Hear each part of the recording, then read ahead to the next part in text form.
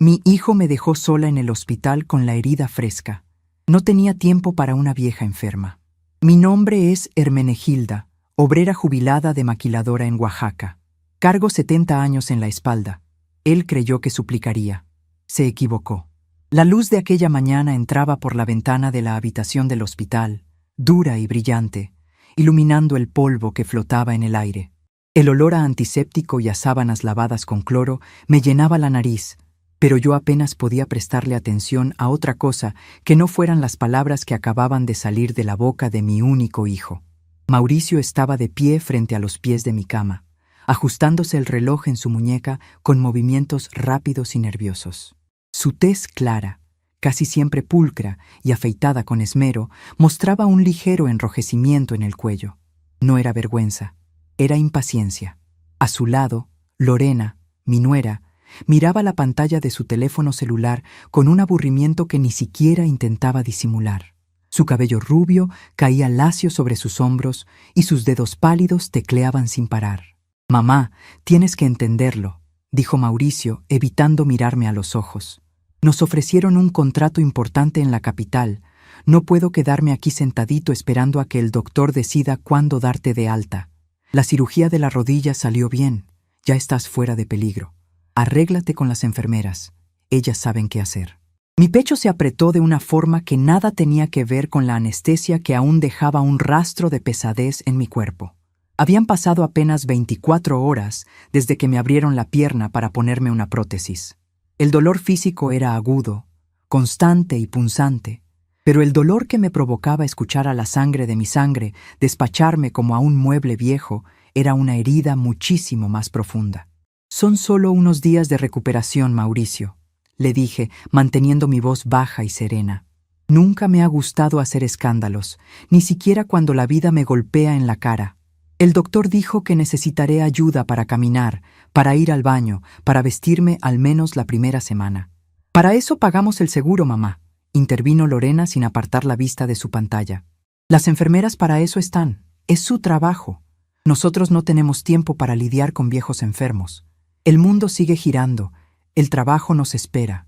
No podemos estancarnos aquí en Oaxaca oliendo a medicina». Tragué el nudo seco que se formó en mi garganta. Mi mano derecha, blanca, surcada de venas azules y arrugas que contaban décadas de trabajo duro, se deslizó por debajo de la cobija blanca del hospital hasta encontrar el bolsillo de mi bata. Allí, mis dedos rozaron la madera suave y pulida de mi peine de madera tallada. Era un objeto viejo, gastado por los años, con grecas que imitaban las ruinas de Mitla. Lo había comprado con mi primer sueldo en la maquiladora, hace más de 50 años. Apreté el peine. Ese trozo de madera siempre me había dado una extraña sensación de ancla en medio de las tormentas de la vida. «Está bien», dije, y mi voz no tembló. Ni una sola nota de ruego salió de mis labios. «Vayan a sus negocios». Mauricio soltó un suspiro de alivio que me heló el alma. Parecía el suspiro de un hombre que se acaba de quitar una carga insoportable de encima. «Sabía que lo entenderías, vieja», dijo, acercándose apenas lo suficiente para darme unas palmadas rápidas y distantes en el hombro, como si tocara a un extraño. «Te llamamos la próxima semana para ver cómo sigues. Descansa». Se dieron la vuelta y caminaron hacia la puerta. Los zapatos de tacón de Lorena resonaban contra el piso de linóleo con un compás apresurado y feliz. Ni siquiera miraron hacia atrás cuando la puerta se cerró con un clic sordo, dejándome rodeada del zumbido de las máquinas médicas y de un silencio que me zumbaba en los oídos. Me quedé mirando el techo blanco, apretando el peine de madera hasta que los nudillos se me pusieron blancos. No iba a llorar. Las lágrimas son para quienes no entienden por qué sufren, y yo entendía perfectamente lo que acababa de pasar. 50 años de mi vida habían desfilado frente a mis ojos en esos 5 minutos de humillación. Fui madre y padre para Mauricio. Me quedé viuda a los 25 años, con un niño de 5 que pedía comida y zapatos nuevos cada 6 meses. Para sacarlo adelante, entré a trabajar a la maquiladora textil en las afueras de la ciudad. Fueron décadas de respirar pelusa de algodón, de escuchar el golpeteo incesante de cientos de máquinas de coser industriales que terminaron por mermarme el oído izquierdo. Mis manos cosieron miles, tal vez millones de camisas y pantalones que otras personas usarían, personas que jamás sabrían que una mujer en Oaxaca dejó su juventud en esos dobladillos. Con el sudor de mi frente y una disciplina que rayaba en la terquedad, pagué las colegiaturas de Mauricio. Lo vestí con ropa limpia y planchada. Le di un techo seguro cuando, con mis ahorros, compré mi casa en el barrio de Jalatlaco. Recuerdo el día que me entregaron las llaves, las calles empedradas de Jalatlaco, sus fachadas pintadas de rojo, amarillo y azul, la cercanía del templo de San Matías. Todo me parecía un palacio. Allí lo crié. Le enseñé a caminar, a sumar, a respetar, o eso creí. Al parecer, la educación académica le sirvió para ganar dinero, pero olvidé enseñarle que el corazón no es una cuenta de banco que se vacía cuando ya no te sirve. Los 10 días siguientes en el hospital fueron una lenta y silenciosa revelación. La recuperación física fue dura. Cada vez que tenía que levantarme para ir al baño, el dolor me arrancaba suspiros que ahogaba mordiéndome el labio. Las enfermeras, en especial una muchacha de tez muy clara llamada Margarita, de manos suaves y sonrisa compasiva, fueron mis verdaderos ángeles. «Doña Hermenegilda, vamos, apoye su peso despacito», me decía Margarita, sosteniéndome por el codo con una fuerza que desmentía su complexión delgada. Su hijo llamó hace rato a la recepción. Mi corazón, traicionero a pesar de todo, dio un pequeño salto. «¿Qué dijo?», pregunté, tratando de mantener la indiferencia en mi voz mientras daba un paso tembloroso con la andadera de aluminio. Margarita dudó. Sus mejillas pálidas se sonrojaron un poco y apartó la mirada hacia la ventana, donde el sol brillante de la tarde oaxaqueña bañaba los techos de la ciudad. «Hable con franqueza, muchacha. Ya estoy vieja para los cuentos y las verdades a medias». Preguntó por los trámites del seguro, doña Hermenegilda, dijo la enfermera en voz baja. Quería saber si, en caso de que hubiera una complicación grave, el hospital se encargaba del papeleo del acta de defunción, para que él no tuviera que viajar de emergencia a hacer trámites. Me quedé inmóvil en medio de la habitación. El mundo a mi alrededor pareció detenerse. ¿Trámites de defunción? Yo estaba recuperándome de una cirugía de rodilla, no estaba en mi lecho de muerte. Mauricio y Lorena no solo me habían abandonado, me estaban dando por muerta. Les resultaba más conveniente que yo cerrara los ojos para siempre y les dejara el camino libre, sin la molestia de tener que cuidarme. Regresé a la cama en silencio, apoyada en Margarita. Le di las gracias y le pedí que me dejara sola un momento. Cuando la puerta se cerró, saqué de nuevo mi peine de madera tallada. Lo pasé entre mis dedos, sintiendo cada surco, cada marca del tiempo. Esa tarde me permití sentir toda la indignación y el dolor. Fui repasando mentalmente las actitudes de mi nuera durante los últimos 5 años. Las miradas despectivas hacia mis muebles antiguos, las sugerencias sutiles de que Jalatlaco se había puesto de moda y que mi casa grande valía una fortuna si se vendía a inversionistas extranjeros para hacer un hotel boutique. Recordé a Mauricio, con su aire de empresario ocupado, pidiéndome prestado hace un año para un negocio seguro, un dinero que por supuesto jamás regresó. Ellos pensaban que yo era una anciana ignorante. Creían que, por haber trabajado en una maquiladora cosiendo cuellos y mangas, mi mundo se reducía a ver la televisión y rezar el rosario. Pensaban que mi mente estaba tan oxidada como mis articulaciones, y que mi patrimonio era un trofeo que solo estaban esperando reclamar por herencia natural. Pero cometían un error inmenso. Una mujer que cría a un hijo sola, que administra cada centavo para que la comida rinda, que logra comprar una casa de techos altos en uno de los barrios más tradicionales de Oaxaca sin deberle nada a nadie, no es una mujer tonta. Yo sabía leer la vida mejor que ellos sus pantallas de celular. Al amanecer del 10º día, el doctor me revisó. Tenía la piel clara, unas ojeras profundas y un trato amable. Me sonrió mientras revisaba la cicatriz. «Doña Hermenegilda, su evolución es excelente. Tiene un umbral del dolor admirable. Mañana le firmo el alta. Puede irse a su casa, aunque necesitará seguir usando la andadera un par de semanas y tener cuidado con los escalones. ¿Vendrá su hijo a recogerla?» «No, doctor», le respondí, con la voz serena y una pequeña sonrisa en los labios. Mi hijo es un hombre muy ocupado. Yo me iré por mi cuenta. Tomaré un taxi seguro desde la entrada. El doctor frunció el ceño, claramente desaprobando la situación, pero asintió con respeto. Le prepararé los documentos. Esa noche, la última en el hospital, no dormí. Me senté en el borde de la cama, observando cómo la luna iluminaba el suelo de mi habitación. Mi mente, que había estado aletargada por el dolor y la tristeza los primeros días, ahora trabajaba con una claridad asombrosa, afilada como las tijeras de corte industrial que usaba en mis tiempos de obrera. Si Mauricio y Lorena creían que mi vida y mi esfuerzo les pertenecían por derecho divino, iban a descubrir de la forma más dura que el respeto se gana y que la gratitud no es opcional cuando se trata del sacrificio de una madre. A la mañana siguiente, desayuné avena y pan tostado con una tranquilidad que sorprendió a Margarita. Me ayudó a vestirme con mi falda de lana gris y mi blusa blanca de algodón, perfectamente planchada.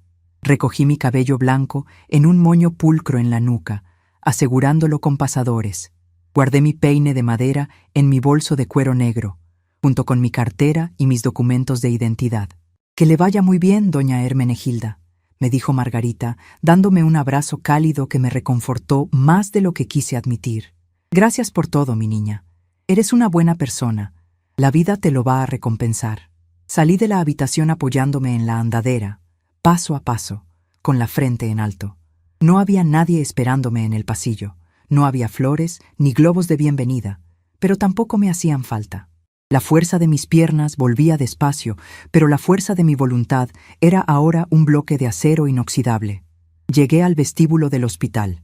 El ruido de la calle, las sirenas a lo lejos, el murmullo de los vendedores ambulantes ofreciendo tamales y atole en la banqueta, me recibieron como un viejo amigo. Era el mundo real, el mundo que yo había conquistado a base de trabajo y que nadie me iba a arrebatar. Me acerqué a la señorita de recepción. «Por favor, ¿podría pedirme un taxi de sitio? Voy al barrio de Jalatlaco». Mientras esperaba, saqué mi teléfono celular. No era uno de última generación, pero servía para lo que necesitaba.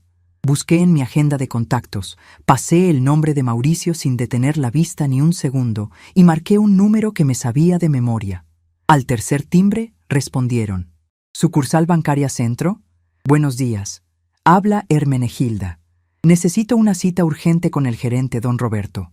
«Sí, es sobre mi cuenta de inversión a largo plazo y las firmas autorizadas». «Perfecto. Mañana a primera hora estaré ahí».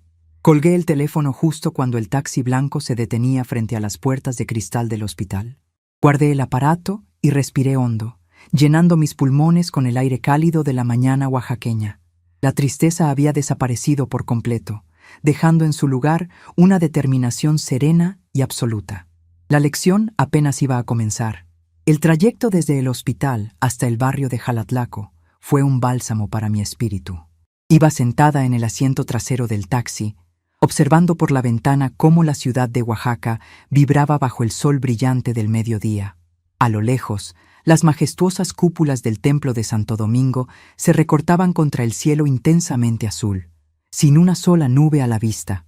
El chofer, un hombre mayor de cabello cano y trato muy respetuoso, manejaba con cuidado para no lastimar mi pierna en los baches. «Día hermoso, señora», comentó el conductor, mirándome por el espejo retrovisor.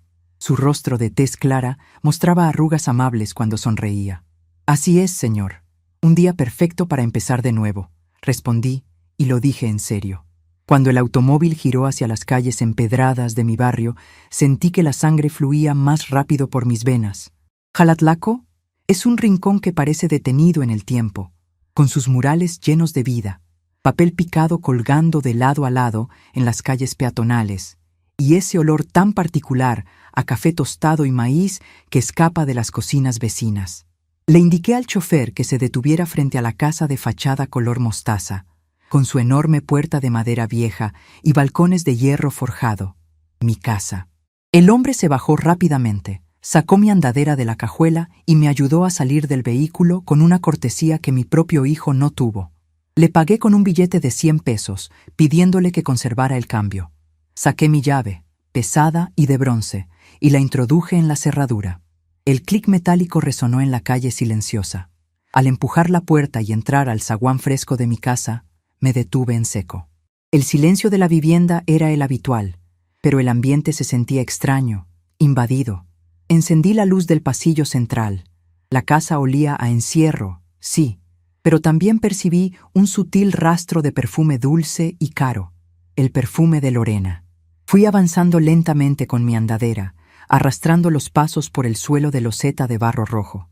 Al llegar a la sala, la sospecha se convirtió en certeza. Yo soy una mujer metódica, obsesiva con el orden. Cada adorno, cada tapete, cada libro tiene su lugar exacto desde hace años. Sin embargo, los cojines del sillón estaban movidos. El cajón de la mesita del teléfono, donde guardo los recibos de la luz y el agua, no estaba cerrado por completo. Me dirigí hacia mi habitación con el corazón latiendo a un ritmo pesado y constante. Entré y encendí la luz. El caos no era escandaloso, pero para mis ojos era una profanación absoluta. Mi buró estaba ligeramente desacomodado. Las puertas de mi ropero de madera de pino estaban juntas, pero sin el pestillo puesto, como yo lo dejo siempre. Fui hacia mi cómoda y abrí el primer cajón, donde guardo mis chalinas y suéteres. Las prendas habían sido revueltas, tocadas por manos apresuradas que buscaban algo escondido. Me senté en el borde de la cama, estirando mi pierna operada con cuidado. Ellos habían venido. Durante los 10 días que pasé en el hospital, sola, lidiando con el dolor y la incertidumbre, Mauricio y su esposa no estaban simplemente cerrando negocios en la capital. Habían estado aquí, como ladrones en mi propio santuario, escarbando en mis pertenencias. ¿Qué buscaban? La respuesta era obvia. Buscaban las escrituras de la casa y mis libretas bancarias. Querían saber exactamente de cuánto era el botín que esperaban recibir cuando mi corazón dejara de latir o cuando lograran declararme incapaz de cuidar de mí misma. Miré el suelo, cerca del cesto de basura. Había un papel arrugado que, en su prisa, no atinaron a tirar bien. Con la ayuda de la andadera, me incliné despacio hasta poder alcanzarlo. Lo desdoblé sobre mis rodillas. Era un folleto impreso a color de una agencia de bienes raíces muy elegante del centro de Oaxaca. En la parte trasera reconoció la letra cursiva de Lorena. Había números anotados, un estimado en millones de pesos, porcentajes de comisión y la frase «venta rápida como terreno comercial». Una risa seca, desprovista de cualquier alegría, brotó de mi garganta. Ya me habían vendido. En su mente ambiciosa, mi casa ya no era mi hogar, era simplemente terreno comercial. Y yo ya no era una madre. Era un obstáculo que ocupaba espacio y consumía oxígeno. Me levanté. No sentí cansancio, no sentí lástima por mí misma. Solo sentí una claridad fría, estratégica, que me devolvió de golpe a mis años de supervisora en la maquiladora, cuando tenía que organizar a 50 mujeres, lidiar con los cortes de energía y cumplir con la producción, costara lo que costara. Esa Hermenegilda, la obrera implacable que construyó esta vida peso a peso, estaba de regreso. Con paso firme y apoyado, salí de la habitación y me dirigí al fondo de la casa, cruzando el patio central lleno de mis macetas de helechos y bugambilias. Al fondo, había un cuarto pequeño que Mauricio y Lorena siempre consideraron un cuarto de trebejos inútil. Abrí la puerta. Olía a polvo fino y a aceite para metales. En el centro de la habitación, cubierta por una manta de algodón grueso, descansaba ella. Mi antigua máquina de coser industrial recta, de hierro pesado y motor enorme, la que compré de segunda mano para trabajar turnos extra en casa cuando Mauricio era un adolescente y los gastos de la preparatoria apretaban. Para mi nuera, esa máquina era basura que afeaba la casa. Para mi hijo, era un recordatorio incómodo de nuestra pobreza pasada, algo que él prefería olvidar en sus cenas elegantes. Pero para mí, era mi caja fuerte. Me acerqué a la máquina. Encendí el foco pelón que colgaba del techo, iluminando el metal negro y despintado. Con mis manos, aún blancas y firmes a pesar de las arrugas, busqué bajo la mesa de madera rústica que sostenía el motor. Había un panel doble, atornillado con tuercas que nadie notaría a menos que supiera exactamente dónde mirar. Tomé un desarmador plano que descansaba en un vaso de cristal viejo junto a la máquina y, con movimientos precisos y mucha paciencia, aflojé los 4 tornillos. El panel cedió, revelando un hueco estrecho y oscuro. Metí la mano y saqué un sobre grande de plástico grueso, sellado cuidadosamente para evitar la humedad. Caminé de regreso a la cocina, puse a calentar agua en mi tetera de peltre azul y me senté en la mesa de madera sólida. El sol de la tarde entraba en ángulos dorados a través de la ventana, dibujando cuadros de luz sobre la mesa. Abrí el sobre. Allí estaban, intocables, inmaculados. El primer documento era la escritura original de mi casa. Estaba a nombre de Hermenegilda, única dueña, sin copropietarios, sin herederos designados en vida, sin fideicomisos raros. La casa me pertenecía desde el primer ladrillo hasta la última teja. Luego, saqué mis libretas bancarias y los estados de cuenta de mis inversiones. Mauricio siempre creyó que yo recibía una pensión miserable del gobierno, apenas lo suficiente para comprar mis medicinas y pagar la luz. Él pensaba que el dinero que me pedía prestado venía de milagros de ahorro o de vender algún mueble. Nunca le conté sobre mi liquidación cuando la maquiladora cerró sus operaciones mayores y me indemnizaron por 30 años de servicio impecable. Nunca le conté que ese dinero, en lugar de gastarlo en lujos, lo invertí en pagarés bancarios a plazo fijo y en un fondo de inversión que mi viejo amigo, don Roberto, me recomendó en el banco. El interés compuesto es un amigo silencioso y fiel, especialmente durante 15 años. Revisé la cifra en el último estado de cuenta que había guardado antes de ir al hospital. El número impreso con tinta negra tenía varios ceros. Sumado al valor real de la propiedad en el centro de Oaxaca, yo era para cualquier estándar en este país una mujer rica, pero era una riqueza invisible, resguardada detrás de mis faldas de lana, mis blusas sencillas y mi rostro cansado de anciana obrera. Me preparé una taza de café soluble oscuro y sin azúcar. El sabor amargo era exactamente lo que necesitaba para mantener la mente alerta. Extendí los papeles frente a mí. Mauricio y Lorena eran jóvenes y rápidos, manejaban computadoras, celulares, sabían usar palabras rimbombantes y vestir trajes finos, pero no tenían idea de cómo lidiar con una persona que sabe jugar a largo plazo. Su plan era simple: esperar. Esperar a que la vieja cayera, esperar a que la rodilla no sanara, esperar a declararme senil, meterme a un asilo del gobierno que pagaría yo misma con mi pensión básica, y entonces vaciar mis cajones, encontrar las escrituras, vender la casa a la inmobiliaria y repartirse el botín. El hecho de que buscaran los documentos en mi cuarto mientras yo yacía operada en una cama de hospital demostraba su nivel de desesperación y codicia. Mi plan sería aún más simple, pero definitivo. Saqué mi teléfono celular. Revisé la hora. Eran casi las 5 de la tarde. Fui hacia el lavadero y busqué bajo las macetas hasta encontrar la pequeña libreta de contactos que siempre escondo por seguridad.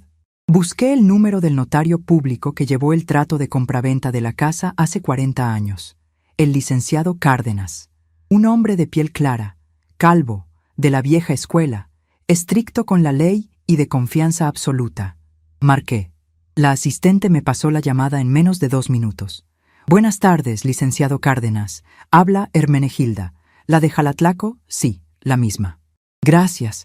Estoy bien de salud, gracias a Dios. Licenciado, necesito un favor.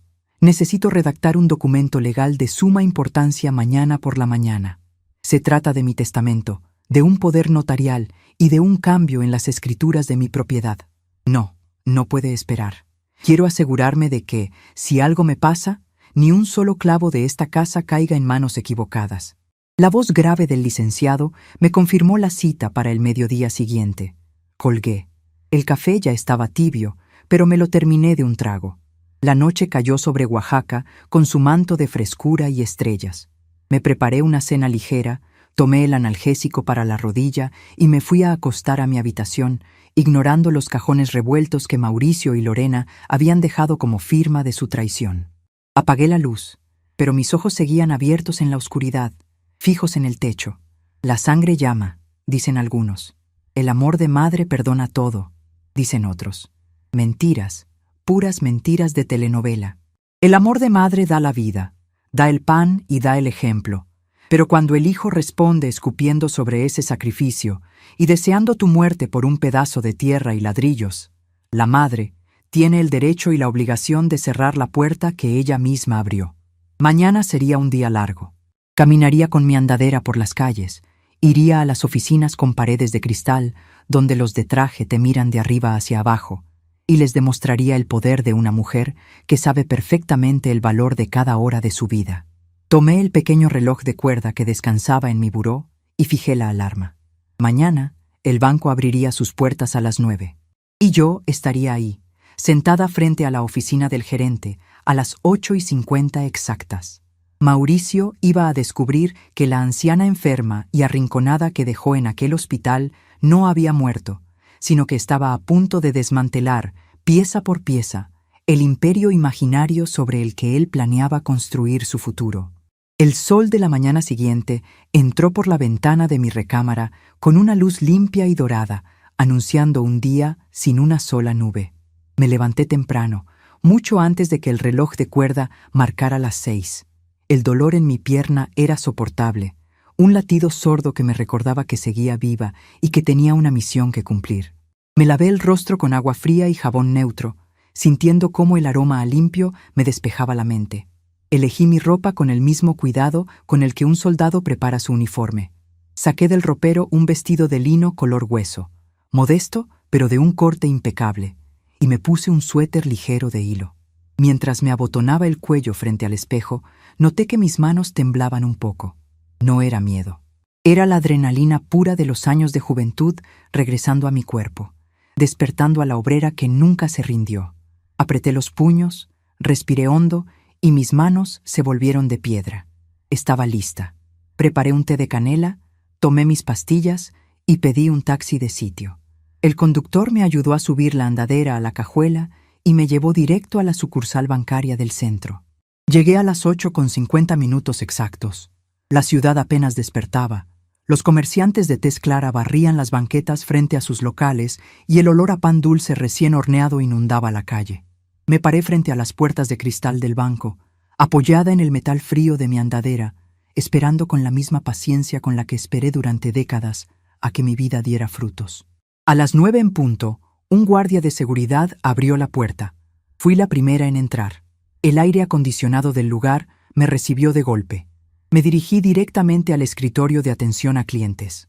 Detrás del cristal, un joven gerente de tez muy blanca, cabello engominado y traje gris, me miró de reojo.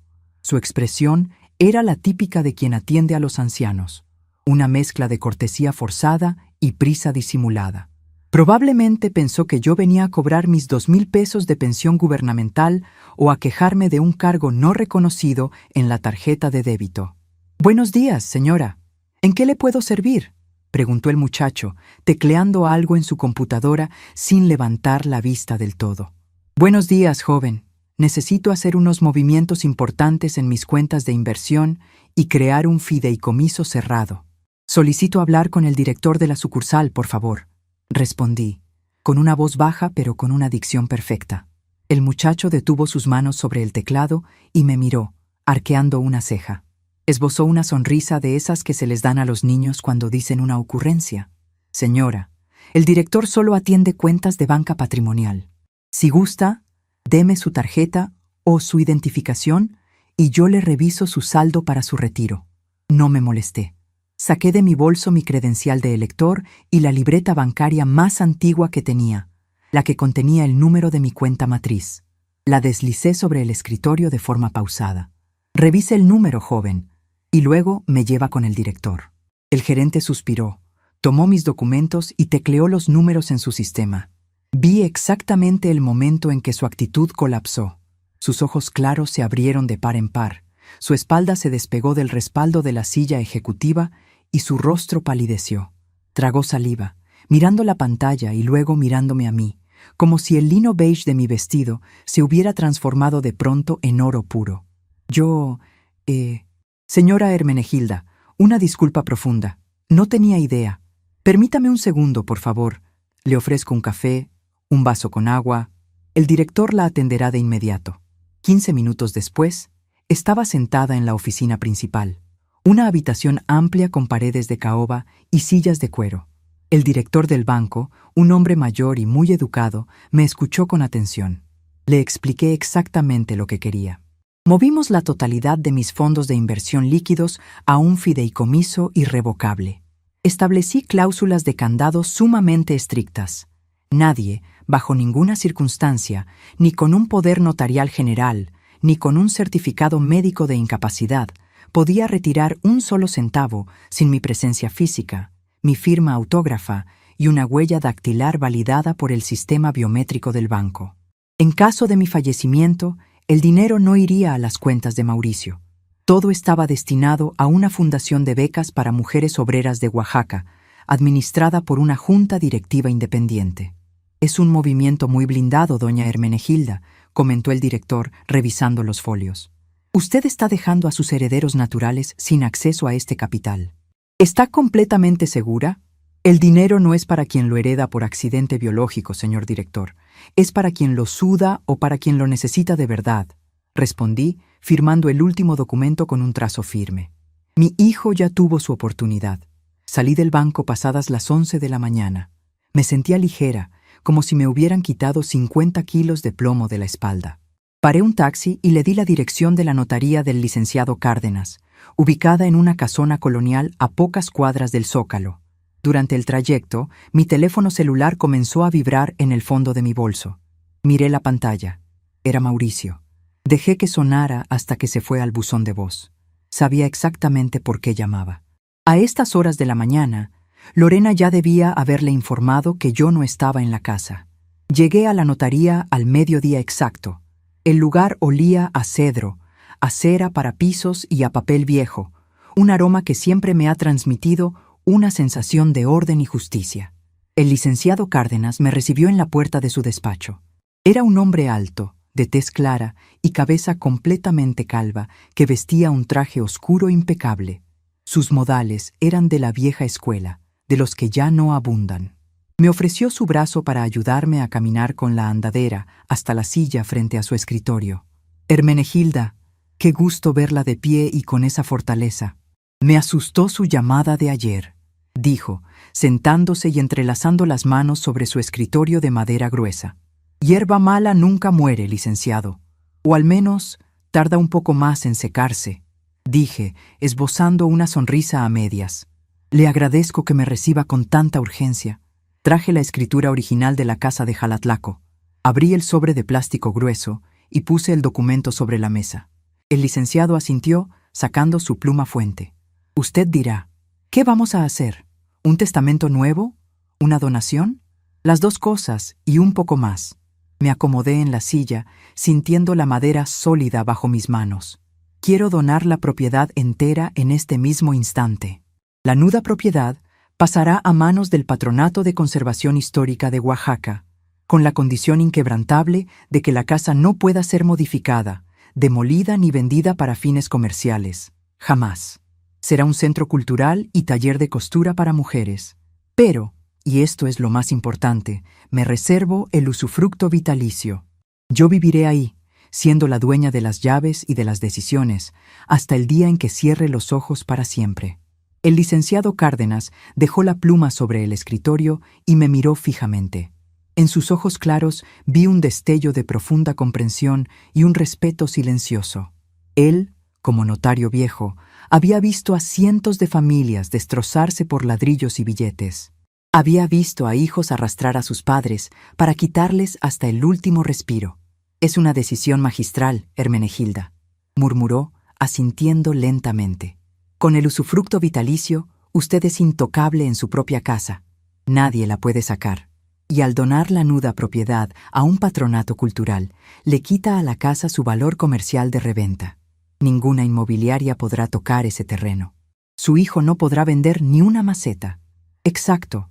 Además, quiero revocar cualquier poder notarial que exista a mi nombre, aunque creo que nunca firmé ninguno, pero quiero un documento que lo deje claro.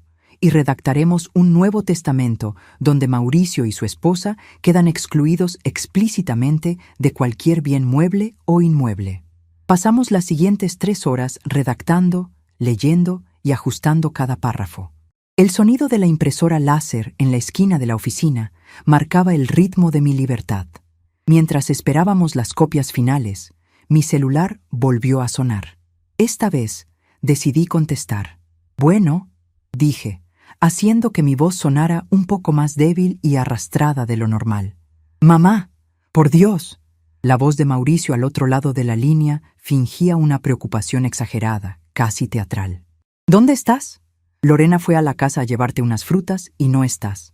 Mamá, no puedes salir sola. Tu cabeza no está bien por la anestesia. El doctor lo dijo. Estás confundida. Dime dónde estás y voy por ti. La ironía me supo a miel en los labios. Él pensaba que yo estaba deambulando por las calles, perdida y senil, cuando en realidad estaba sentada en un despacho notarial, desmantelando su futuro con la precisión de un relojero. «Ay, hijo», suspiré, mirando al licenciado Cárdenas, quien me observaba en silencio. Salí a tomar un poco de aire. Me sentía muy encerrada. Fui al templo de Santo Domingo a rezar un rato. Mamá, por favor, no hagas locuras. Estás muy delicada de salud. Regresa a la casa de inmediato. Te puedes caer. En 1 hora paso a verte. Tenemos que platicar de unos papeles del hospital que faltan por firmar. No hables con extraños. Ya voy para allá. Aquí te espero, hijo. Ve con cuidado. Respondí y colgué. El licenciado Cárdenas esbozó una leve sonrisa, empujando los documentos finales hacia mí. «Papeles del hospital, ¿eh?», comentó con tono grave. «Supongo que esos papeles vendrán con el logotipo de alguna agencia de bienes raíces, o con un poder general para pleitos y cobranzas», añadí, tomando la pluma. «Pero llegaron tarde, licenciado. Llegaron 30 años tarde». Firmé cada hoja con una lentitud deliberada, asegurándome de que mi firma, la misma que adornaba las nóminas de la maquiladora durante décadas, estuviera perfecta, clara y sin un solo temblor. Puse mi huella dactilar al margen de cada página. Al terminar, el notario selló los folios y me entregó mi copia certificada en un folder de cartón grueso. «Ah, Hermenegilda», me dijo Cárdenas, acompañándome hasta la puerta de la calle. «Usted es una mujer admirable. Si su hijo intenta alguna maniobra legal, amenazarla o presionarla, usted me llama de inmediato. Tengo amigos en los juzgados que no toleran los abusos contra personas mayores. No se preocupe, licenciado. Los perros que más ladran son los que tienen los dientes más podridos. Yo sé cómo manejar a mi cachorro». Tomé un taxi de regreso a Jalatlaco. Llegué a mi casa a las 3 de la tarde. El sol ya empezaba a caer, pintando las paredes del patio de un color naranja cálido. Entré con calma, apoyándome en mi andadera, sintiendo por primera vez en semanas que el aire de la casa me pertenecía por completo. Caminé hasta el comedor y dejé el folder del notario sobre la mesa. Me preparé un chocolate caliente en la cocina. El aroma a cacao y almendras me reconfortó el alma. Fui a mi cuarto y saqué del buró el folleto arrugado de la agencia de bienes raíces, ese que habían dejado tirado el día que registraron mis cosas. Lo planché con las manos y lo dejé sobre la mesa del comedor. Luego, busqué en el cajón de las llaves y saqué una vieja y pesada llave de bronce, la que abre la puerta principal de la casa. Era un símbolo, un objeto que mi difunto esposo mandó hacer a mano cuando por fin terminamos de pagar el último bloque de cemento. La coloqué justo al lado de mi taza de chocolate, junto al folleto. Me senté en la silla principal de la cabecera, de cara a la puerta del pasillo. Mis manos, que horas antes se aferraban a los documentos legales, ahora descansaban planas y firmes sobre la madera de caoba de la mesa. Escuché el motor de una camioneta estacionarse afuera. Segundos después, el sonido metálico de una llave girando en mi cerradura interrumpió el silencio de la tarde. Ellos habían llegado. La función estaba por comenzar. La puerta principal se abrió y se cerró con fuerza. Escuché los pasos apresurados cruzando el zaguán de loseta roja. Primero apareció Mauricio, vistiendo una camisa azul de lino finamente planchada, con su piel clara luciendo un bronceado de fin de semana y su barba perfectamente recortada. Detrás de él venía Lorena, envuelta en ese perfume dulce y empalagoso, con un vestido de diseñador y zapatos de tacón que resonaban en mi casa como martillazos, pero no venían solos. Detrás de ellos entró un hombre joven, de traje barato y mal ajustado, cargando un portafolios de cuero sintético. Un abogado de quinta, pensé. Mauricio me vio sentada en la cabecera de la mesa y soltó un suspiro dramático, pasándose las manos por el cabello. Se acercó rápidamente, adoptando su mejor cara de hijo abnegado y preocupado. «Mamá, gracias a Dios estás aquí. Nos tenías con el alma en un hilo», dijo, intentando darme un beso en la frente. Yo incliné la cabeza hacia atrás, apenas 1 milímetro, lo suficiente para que sus labios rozaran el aire. Él lo notó, pero lo ignoró. «Te dijimos que no podías salir. La ciudad es muy peligrosa y tu pierna apenas está sanando. Además, el doctor nos advirtió que la anestesia te dejó secuelas, que podrías tener episodios de confusión mental». Lorena se adelantó, apoyando sus manos de uñas perfectamente arregladas sobre el respaldo de la silla contigua. Su sonrisa era tan plástica que casi daba lástima. «Ay, suegrita, qué susto nos dio. Usted ya no está para andar en la calle solita. Esta casa es demasiado grande para usted, requiere mucho mantenimiento, subir escaleras, limpiar, es un peligro». Por su propio bien, Mauricio y yo hemos estado pensando en soluciones. Yo no dije nada. Mantuve mi rostro inexpresivo, dando un pequeño sorbo a mi chocolate caliente. Mi silencio los puso nerviosos. Mauricio miró de reojo al hombre del traje barato y luego se aclaró la garganta. «Mamá, mira, él es el licenciado Vargas. Es un amigo mío, muy de confianza. Como sabes que Lorena y yo tenemos que regresar a la capital para ver lo de los negocios, no queremos dejarte desamparada». Vargas trajo unos documentos. Son simples formalidades administrativas. El hombre del portafolios dio un paso al frente, sacando un fajo de hojas blancas engrapadas. Las puso sobre la mesa, justo frente a mí, cuidando de no tapar mi taza de chocolate. «Buenas tardes, señora Hermenegilda». «Es un placer», dijo el hombre, con una voz cantarina y falsa. «Como dice su hijo, esto es solo un trámite de rutina. Es un poder notarial amplio. Con su firma, el señor Mauricio podrá encargarse de pagar la luz, el agua, administrar su pensión médica y, en caso de que usted necesite atención especializada o trasladarse a una clínica de reposo de primer nivel, él podrá disponer de los recursos necesarios sin que usted tenga que fatigarse haciendo filas». Miré las hojas. El título en la primera página era inconfundible, impreso en letras mayúsculas oscuras. Poder general para pleitos, cobranzas, actos de administración y de riguroso dominio. Era la llave maestra. Con esa firma, Mauricio podría vender la casa esa misma tarde sin siquiera avisarme y vaciar mis cuentas antes del anochecer. Levanté la vista lentamente, conectando mis ojos con los de Mauricio. Mi hijo me miraba con una mezcla de súplica y autoridad fingida. «¿Actos de riguroso dominio, Mauricio?», pregunté, con una voz baja y calmada, pronunciando cada sílaba con claridad. «¿Desde cuándo pagar el recibo del agua requiere que te ceda el dominio total de mis propiedades?». Mauricio parpadeó, sorprendido de que yo entendiera el término legal. Lorena intervino rápidamente, su voz un tono más aguda de lo normal.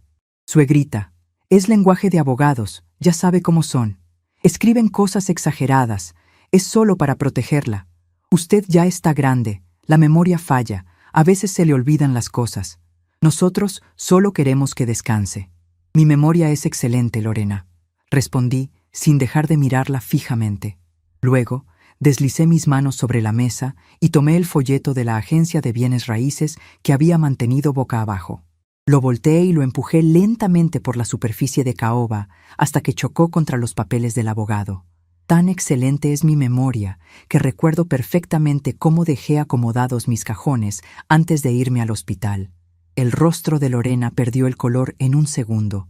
Sus ojos se clavaron en el folleto. Mauricio bajó la mirada hacia el papel y vi cómo la vena de su cuello comenzó a latir con fuerza. Ahí estaba, escrita con la letra cursiva de su esposa, la evaluación en millones de pesos y la frase infeliz. «Terreno comercial, Mauricio. Así me llamas ahora», dije, recargando mi espalda en la silla. «Una anciana confundida que ocupa un terreno comercial en el centro de Oaxaca». El silencio en el comedor se volvió asfixiante. El abogado de Quinta dio un paso hacia atrás, dándose cuenta de que lo habían metido en un campo de minas. Mauricio intentó recuperar el control, pero su máscara de hijo preocupado se había hecho pedazos. Pasó de la negación a la defensa en un parpadeo. Empezó a hablar rápido, soltando frases largas y atropelladas, contradiciéndose con cada palabra. Mamá, estás malinterpretando las cosas. Ese papel no es lo que crees. Bueno, sí fuimos a la agencia, pero era solo para saber un estimado, un avalúo por si algún día pasaba algo, porque tú no entiendes de negocios y es mucho para ti administrar todo esto. La ciudad está imposible. Mantener esta casa vieja nos cuesta muchísimo dinero que no tenemos, y Lorena y yo necesitamos capital para inyectarle a la empresa en la capital. No puedes ser tan egoísta. Nosotros somos tu familia. Es patrimonio de nosotros también. Tarde o temprano me va a tocar. ¿Para qué esperar a que la casa se caiga a pedazos si podemos aprovecharla ahora? Yo lo dejé hablar. Lo dejé que se ahogara en su propio fango, que revelara toda la miseria que llevaba dentro. Cuando por fin se quedó sin aire, tomé la pesada llave de bronce que estaba junto a mi taza. La levanté y la dejé caer sobre la mesa de madera. El sonido metálico fue seco, rotundo, como el golpe de un martillo de juez. Mi firma no está a la venta, y yo no soy un terreno, sentencié. Lorena, viendo que su plan se desmoronaba, cruzó los brazos y su rostro se torció en una mueca de desprecio total. Se olvidó del tono dulce y del suegrita. Mire, señora, deje de hacerse la víctima, escupió Lorena, con los ojos llenos de rabia fría. Mauricio es su único hijo. Por ley, esta casa es de él. Nosotros gastamos dinero en venir a verla al hospital. Pagamos los peajes, la gasolina. Usted es una mujer mayor, no produce nada, solo vive de recuerdos en esta casona gigante. ¿Qué piensa hacer? ¿Llevarse los ladrillos a la tumba? Al final, cuando usted no pueda ni ir al baño sola, nosotros vamos a tener que decidir. Firme por las buenas, para que podamos meterla a una buena clínica privada. Si no, cuando la declaremos incapaz, la mandaremos a un asilo del gobierno. Igual la casa será de Mauricio tarde o temprano. La amenaza estaba ahí, desnuda y cruda sobre la mesa. El abogado falso asintió levemente, como respaldando la intimidación. Mauricio no dijo nada para defender a su madre. Se quedó callado, apoyando las palabras de su esposa. Esbocé una sonrisa sincera, profunda, que me iluminó el rostro y confundió por completo a los tres intrusos. Tomé mi taza y di un último sorbo al chocolate. Luego, extendí la mano hacia el folder de cartón grueso que el licenciado Cárdenas me había entregado horas antes. Lo abrí despacio. Llegaron tarde, dije, sacando la copia certificada de las nuevas escrituras y poniéndola junto a la llave de bronce. 30 años tarde para enseñarme de lealtad y 24 horas tarde para robarme. Mauricio frunció el ceño, confundido. ¿Qué es eso?, preguntó, acercándose para leer el encabezado del documento. Es el nuevo registro de propiedad de esta casa, expliqué, con la voz más serena y firme que jamás había tenido. Esta mañana, ante el notario público, doné la propiedad absoluta de este inmueble al Patronato de Conservación Histórica de Oaxaca. La casa es, desde hace 3 horas, un centro cultural intocable. Ninguna agencia de bienes raíces puede comprarla, ninguna inmobiliaria puede demolerla, vale 0 pesos comerciales. Mauricio palideció. Sus manos, apoyadas en el borde de la mesa, comenzaron a temblar visiblemente. ¿Qué hiciste?, murmuró, como si le faltara el aire. Pero no te preocupes, continué, disfrutando cada segundo de su colapso. Me reservé el usufructo vitalicio. Eso significa que yo soy la única habitante con derecho legal sobre estos muros hasta el día que me muera. Ustedes no me pueden sacar, no me pueden meter a un asilo, no pueden vender ni una sola de mis macetas. Y si intentan declararme incapaz, el patronato toma posesión inmediata y ustedes se quedan en la calle de todos modos. La casa ya no es mía, Mauricio, y mucho menos tuya. Lorena soltó un jadeo de pura incredulidad. Se llevó las manos a la cabeza. «¡Estás loca! Regalaste millones de pesos. Nos dejaste sin nada, vieja ingrata», reclamó Lorena, perdiendo toda la compostura. «Ingrata», repetí la palabra saboreando la ironía. «La mujer que trabajó turnos de 14 horas cosiendo ropa ajena para pagarte la universidad privada es la ingrata. La mujer que vendió sus joyas de bodas para darte el enganche de tu primer coche es la ingrata». Mauricio dio un golpe en la mesa con el puño cerrado, Su rostro estaba rojo, desfigurado por la frustración de ver su plan maestro convertido en cenizas. «Eres una mala madre», siseó Mauricio, escupiendo las palabras con veneno. «Me estás arruinando la vida. Yo contaba con ese dinero para pagar las deudas de la empresa. Si no consigo capital esta semana, me van a embargar todo en la capital. Todo». Lo miré sin una pizca de compasión. Sus deudas, su estilo de vida falso, sus fracasos, todo eso ya no era mi carga. Las deudas de un hombre hecho y derecho se pagan con trabajo, Mauricio, no robándole a su madre enferma.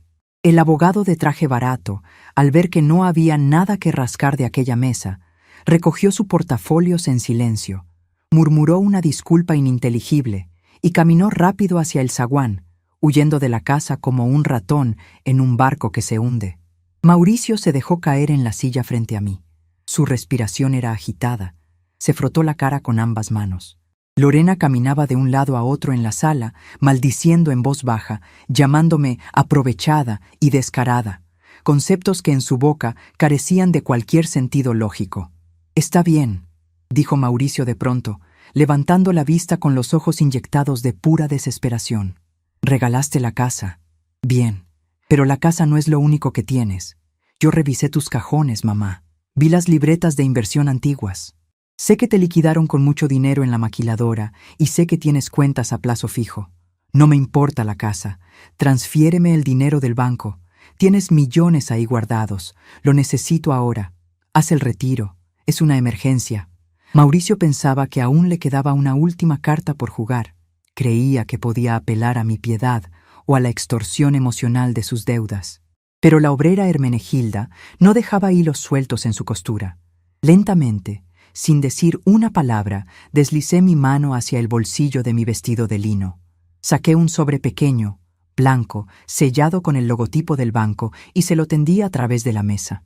Mauricio lo tomó con manos temblorosas, lo rasgó por la mitad y sacó el comprobante impreso esa misma mañana. Leyó el papel 1, 2, 3 veces. Sus ojos se fijaron en la cifra de saldo disponible en mis cuentas personales. La cifra era exactamente 0. «¿Qué significa esto?», preguntó Mauricio con la voz rota, levantando la vista hacia mí con el papel temblando entre sus dedos. «¿Dónde está tu dinero?». «Ese es el detalle, hijo», dije, apoyando mis manos firmes sobre la mesa. «Aún no has terminado de leer la última línea del documento». Mauricio bajó la mirada al papel nuevamente y vi cómo la poca sangre que le quedaba en el rostro desapareció por completo cuando leyó el nombre del nuevo fideicomiso y la condición para poder desbloquearlo. Mauricio tragó saliva con tanta dificultad que el sonido rasposo resonó en el comedor vacío. Sus ojos desorbitados recorrían las líneas del documento membretado del banco como si estuviera intentando descifrar un idioma antiguo y hostil. Sus labios se movían sin emitir sonido, leyendo la cláusula de irrevocabilidad que el licenciado Cárdenas, un hombre de leyes verdaderamente íntegro, me había ayudado a redactar con precisión quirúrgica esa misma mañana. «Fideicomiso educativo Hermenegilda Cruz», leyó Mauricio por fin, con un hilo de voz que apenas lograba salir de su garganta apretada. «Fondo intocable destinado exclusivamente a la capacitación técnica, equipamiento y apoyo financiero de mujeres jóvenes trabajadoras del sector textil en el estado de Oaxaca». Levantó la vista, y su rostro era una máscara de absoluta incomprensión y derrota.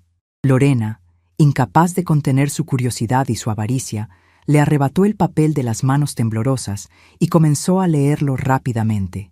Sus pupilas se dilataron al llegar a las condiciones legales de liberación de fondos. «Esto es una broma de mal gusto», dijo Lorena, arrojando el papel sobre la mesa de caoba, justo al lado de mi llave de bronce. «Estás loca.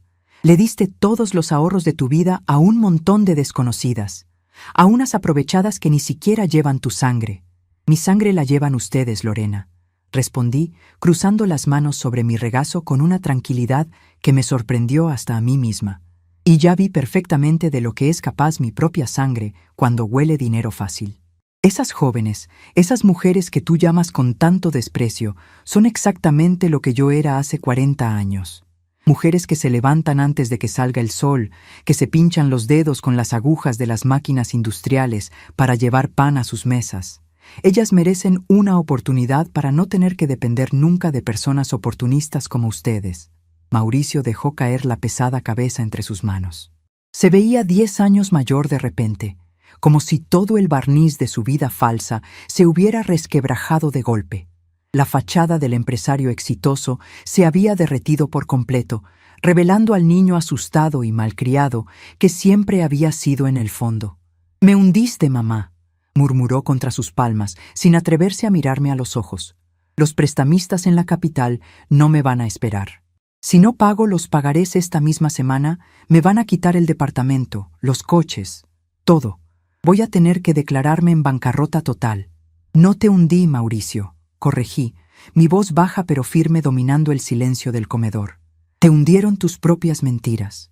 Te hundió tu necesidad de aparentar una vida de lujos que nunca pudiste sostener con tu propio sudor. Creíste que tu madre era un cajero automático sin fecha de caducidad y sin voluntad propia. Ahora vas a tener que hacer lo que hace cualquier persona honesta en este país para salir adelante». «¿Qué?», preguntó él, mirándome con ojos enrojecidos y perdidos. Trabajar de verdad, desde abajo, sin atajos y sin robarle a quienes confían en ti». Lorena soltó una risa amarga y seca, negando con la cabeza frenéticamente. Recogió su bolso de diseñador, ese mismo bolso que seguramente había comprado con el dinero que Mauricio desvió de mis cuentas de ahorro menores hace un año, y me miró con un desprecio helado y calculador.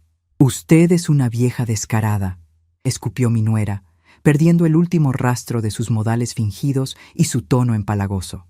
«Quédese en su casona vieja con sus macetas y su mugroso fideicomiso.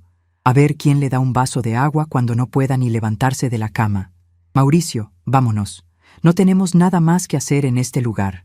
Mauricio se puso de pie lentamente, como si le pesaran los huesos. Por un instante, fugaz y patético, pareció que iba a pedirme perdón, que iba a intentar una última súplica, apelando a la nostalgia y al amor incondicional de madre. Pero yo mantuve mi postura erguida en la silla, mi rostro sereno y mi mirada clavada en la suya. Le dejé muy claro, sin necesidad de pronunciar una sola sílaba adicional, que la puerta de la manipulación emocional estaba cerrada con candado para siempre. Dio media vuelta, arrastrando los pies, y siguió a su esposa hacia la salida. Escuché sus pasos apresurados resonar por el pasillo de baldosas de barro. Escuché el rechinar del viejo zaguán de madera pesada, y luego el golpe sordo y definitivo de la puerta al cerrarse hacia la calle. Me quedé completamente sola en el inmenso comedor. El silencio que siguió no fue un silencio opresivo, ni triste, ni melancólico. Fue un silencio limpio, purificador, como el aire fresco que queda en la ciudad después de una mañana de lluvia intensa. Miré la mesa de caoba frente a mí. Ahí estaban esparcidos los papeles del abogado falso, el comprobante del banco con saldo en ceros, el humillante folleto de la agencia inmobiliaria y en el centro de todo, mi pesada llave de bronce. Extendí la mano y tomé la llave. El metal antiguo estaba frío y sólido contra mi piel arrugada. Durante meses, Mauricio y Lorena me habían hecho creer que yo era una anciana frágil, una carga pesada, un estorbo que debía ser guardado en el cajón del olvido para no molestar. Pero mis manos, aunque marcadas por las pecas de la edad y el desgaste del trabajo incansable, no temblaban en lo absoluto. Eran las manos de una dueña, de una sobreviviente, de una estratega que había defendido su trinchera. Esa noche dormí como no lo había hecho en años, sin sobresaltos, sin taquicardias nocturnas, sin el miedo constante a que alguien me arrebatara lo que me pertenecía por derecho. Desperté con el canto alegre de los gorriones en las ramas del limonero de mi patio y con los primeros rayos del sol iluminando mi cuarto. Las semanas siguientes trajeron una transformación que llenó de luz y de vida cada rincón olvidado de mi vieja casona oaxaqueña. El Patronato de Conservación Histórica cumplió su palabra al pie de la letra. No solo garantizaron mi permanencia vitalicia y protección legal total sobre la propiedad para evitar cualquier intento de desalojo futuro, sino que, al enterarse de la creación de mi fideicomiso, me propusieron una idea brillante. Querían que la casa fuera mi hogar de descanso y, al mismo tiempo, el corazón de un centro de vida comunitaria para mujeres. En menos de un mes, el inmenso salón de la planta baja, aquel que Lorena describía constantemente como un desperdicio de espacio lleno de polvo, se convirtió en el taller más luminoso de la calle. Las grandes y pesadas ventanas de madera se abrieron de par en par, dejando entrar la brisa fresca de las mañanas claras y el calor amable del sol del sur. En lugar del eco vacío y triste de mis pasos solitarios, el salón comenzó a llenarse con el zumbido constante, fuerte y rítmico, de 8 máquinas de coser industriales, adquiridas con los primeros rendimientos oficiales del fideicomiso del banco. El olor a café de olla recién hecho, a canela y a pan dulce, reemplazó el ambiente rancio y tenso de las visitas interesadas de mi hijo.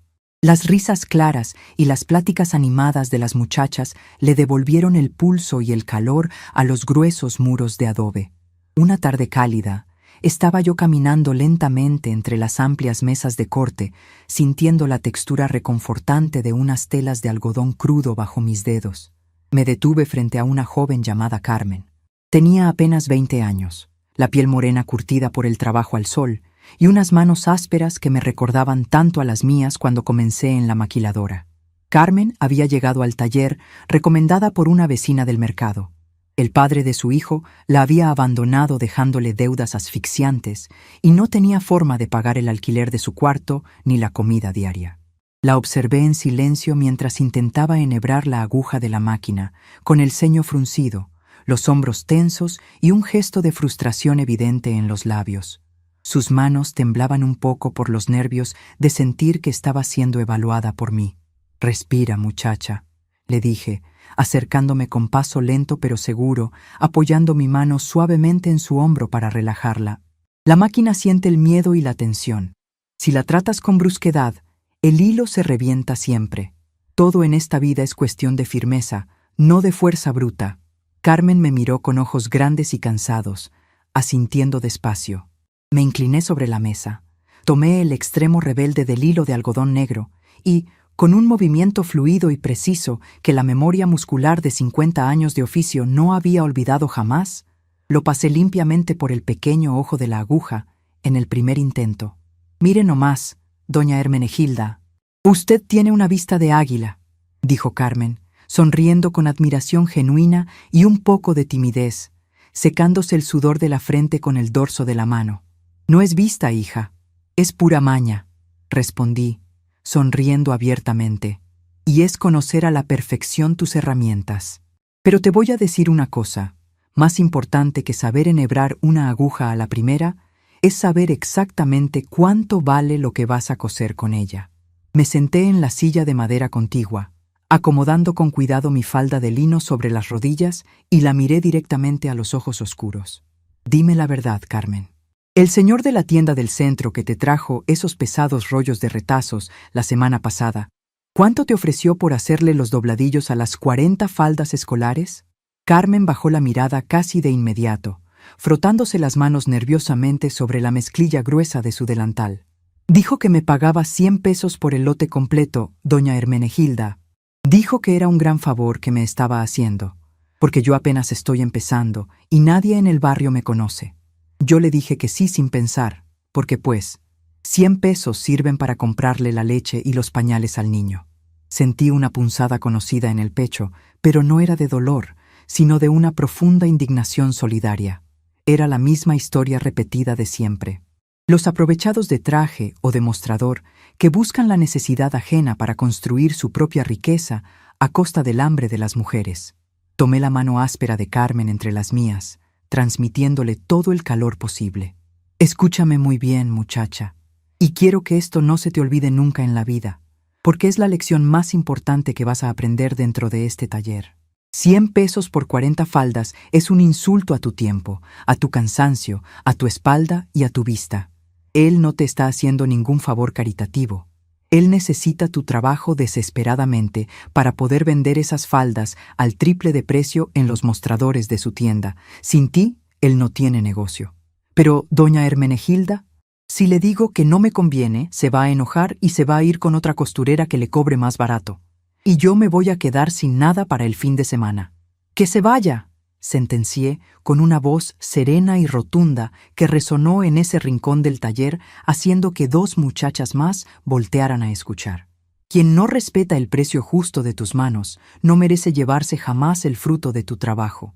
Si tú misma rebajas tu valor por miedo a perder unas migajas, el mundo entero te va a tratar toda la vida como si fueras una rebaja constante.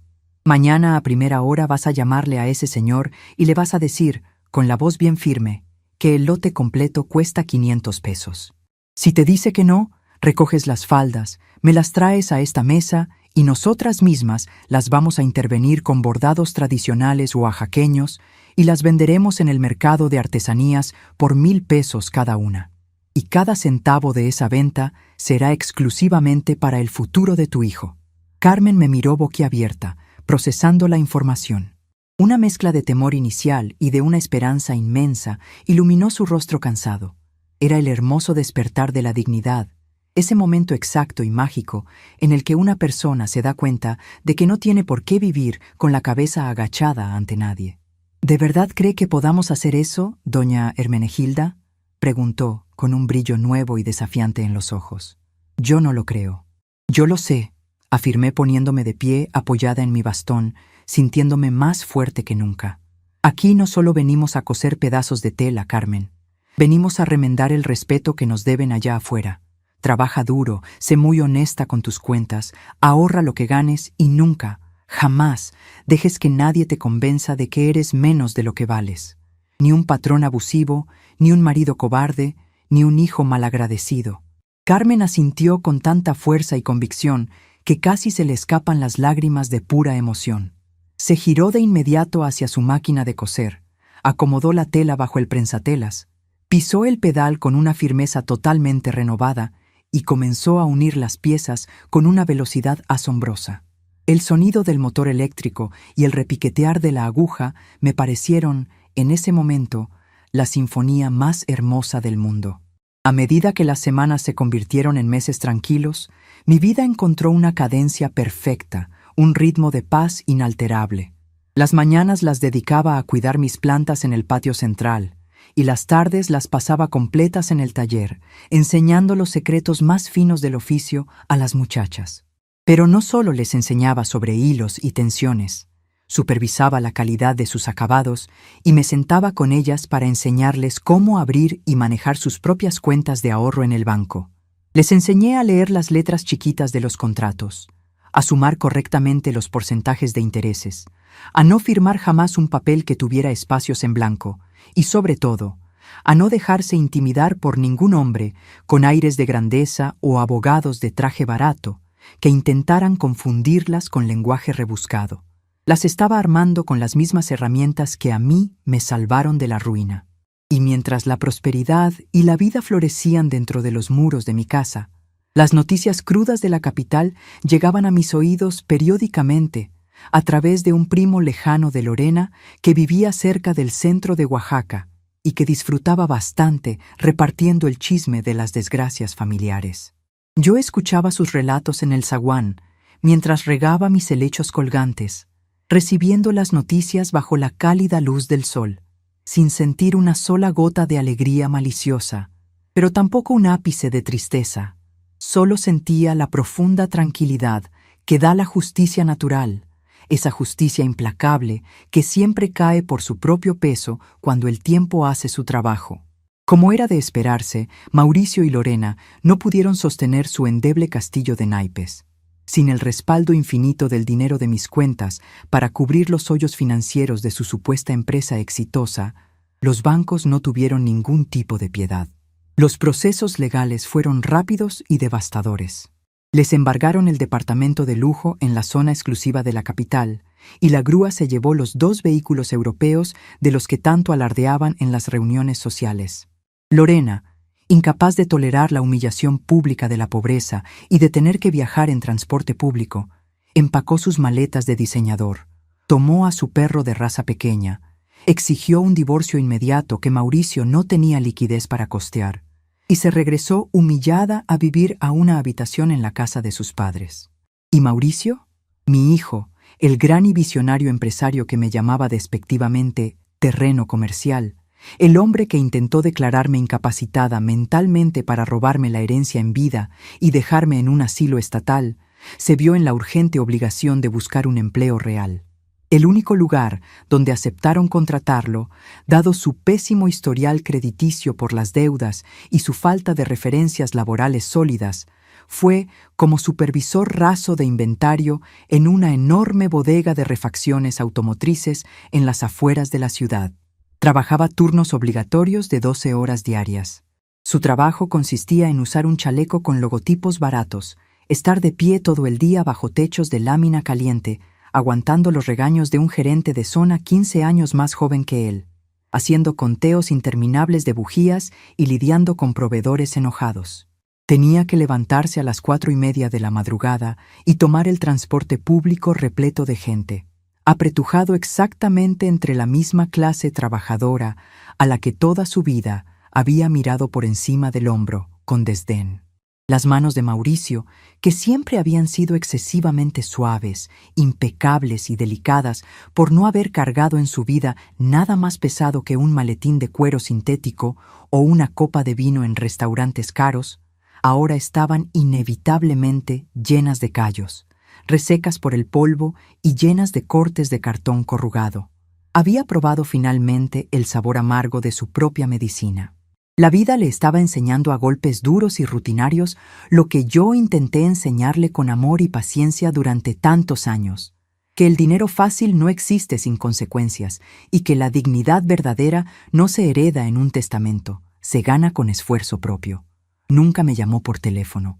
Su inmenso orgullo herido se lo impidió rotundamente, y sinceramente yo prefería que las cosas se quedaran así.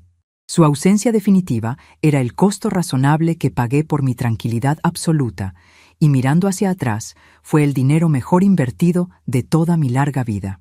Una tarde de domingo impecable, el taller estaba cerrado por descanso. Las muchachas se encontraban en sus respectivos hogares con sus familias, y la inmensa casona colonial me pertenecía de nuevo en su totalidad, envuelta en ese silencio limpio y protector que tanto amaba respirar. Fui a la cocina, encendí la estufa y me preparé una taza de chocolate caliente y espeso, exactamente igual a la bebida de aquella tensa tarde en que intentaron despojarme de todo mi patrimonio.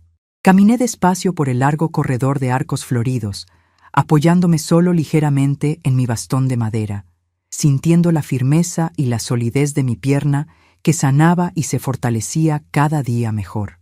Llegué al amplio comedor de caoba, ese majestuoso espacio que había sido el campo de batalla final donde libré la guerra más importante y decisiva de mi vejez. Me detuve frente a la cabecera de la mesa. Sobre la superficie pulida descansaba solitario un objeto familiar. Me acerqué lentamente y la tomé entre mis manos, con inmenso respeto. Era la pesada llave de bronce, la misma llave antigua que había golpeado con fuerza contra la madera como el martillo implacable de un juez dictando sentencia. La misma llave que abría el zaguán principal de mi casa al mundo exterior. La levanté a la altura de mis ojos, observando con calma cómo los últimos rayos anaranjados del atardecer arrancaban destellos dorados y cálidos del metal antiguo. Durante mucho tiempo, esa misma llave representó mi prisión invisible. Mauricio y Lorena querían usarla de excusa para encerrarme, para declararme incapaz, para quitarme mi identidad, mi nombre y borrar mi historia completa. Creían torpemente que por tener el cabello cubierto de blanco y caminar más despacio por la edad, mi mente también se había apagado y mi voluntad se había quebrado. Pensaron que podían usar el chantaje emocional y el miedo a la soledad para doblegar mi espíritu, pero se equivocaron rotundamente. No entendieron, ni entenderán jamás, que las mujeres de mi generación fuimos forjadas en un fuego de adversidades que ellos ni siquiera alcanzan a imaginar. Nosotras aprendimos a sobrevivir y a mantenernos en pie cuando el mundo entero nos decía que no valíamos nada y que debíamos callar. Aprendimos a multiplicar el pan en las crisis, a estirar los centavos hasta el límite y a leer las verdaderas intenciones oscuras de la gente, simplemente observando el brillo traicionero en sus ojos. Hoy, esa pesada llave de bronce ya no es un símbolo de una propiedad solitaria y codiciada. Hoy es la herramienta tangible que abre las puertas de par en par para decenas de mujeres jóvenes que entran a mi casa todos los días para construir su propio futuro con manos firmes. Es la llave de hierro y bronce que cerró para siempre la entrada a los buitres, a los estafadores y a los familiares oportunistas. Me guardé la llave con cuidado en el bolsillo derecho de mi delantal, sintiendo su peso sólido y familiar, reconfortándome el alma y dándome anclaje. Tomé un sorbo lento de mi chocolate caliente, cerré los ojos un momento y respiré profundamente el aroma dulce de la canela mezclado con la madera antigua de mi hogar. La inmensa paz que habitaba ahora en el centro de mi pecho era inquebrantable e indestructible. Ya no era la anciana asustada, vulnerable y confundida, postrada en la cama de un hospital. Era la matriarca indiscutible de un hogar lleno de luz, la maestra protectora de mujeres valientes y la dueña absoluta de mi propio destino. Había transformado magistralmente la humillación en fortaleza y un intento de despojo en un legado poderoso que viviría en esta ciudad mucho más allá de mis años. Soy Hermenegilda, y mi dignidad no tiene precio.